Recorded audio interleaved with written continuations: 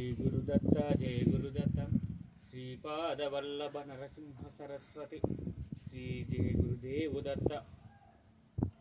అందరికీ నమస్కారములు. మా గురువులు శ్రీ స్వామి సిద్ధయోగులు గారి ఆధ్వర్యంలో ఈ నెల జనవరి 16వ తేదీ నుంచి 21వ తేదీ వరకు జరిగిన కుంభమేళ యాత్రలో నేను పాల్గొనడం జరిగింది. నాతో పాటు తోటి భక్తులు, తోటి మిత్రులు, చిన్నలు, పెద్దలు అందరూ కూడా ఈ యాత్రలో పాల్గొనడం జరిగింది.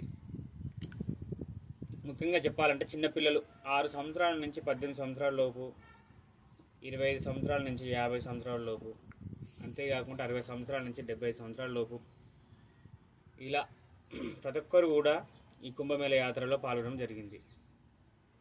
ఈ కుంభమేళ యాత్రలో మనకు బస్సులో వెళ్ళడం జరిగింది.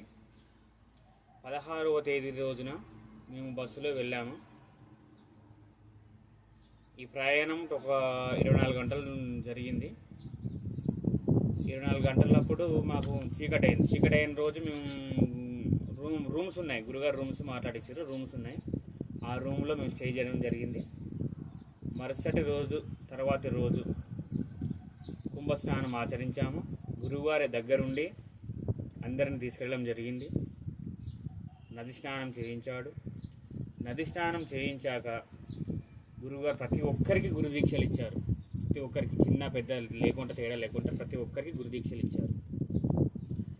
ఆ దీక్షలు మేము అందుకున్నామంటే మేము ఏ జన్మలో చేసుకున్న పుణ్య ఫలితమో మేము ఆ గురు దీక్షలు పొందగలిగాము. మేము అంతా మా గురువులైన సిద్ధయోగి గారి దయ.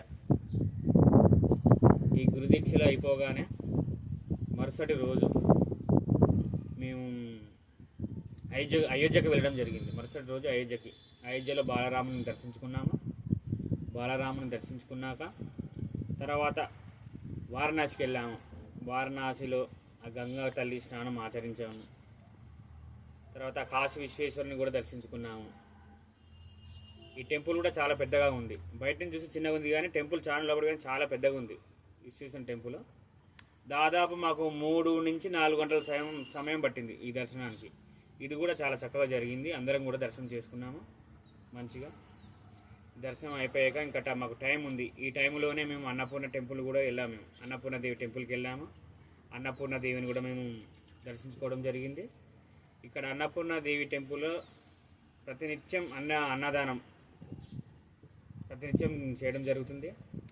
దర్శనం చేసుకున్నాక మేము కూడా అన్నదానం స్వీకరించాము. తదుపరి ఇంకా కొద్దిగా టైం మిగిలి ఉంది. ఆ టైంలోనే మేము కాలభైరవ టెంపుల్ని కూడా దర్శించుకున్నాము. ఇలా అక్కడ చిన్న చిన్న టెంపుల్ని కూడా ఆ టైంలోనే తొందరగా అందరి దేవుని దర్శించుకొని ఈ యాత్రను మేము విజయవంతం చేసాము. అంతా మా స్వామి సిద్ధయోగుల వారి దయ.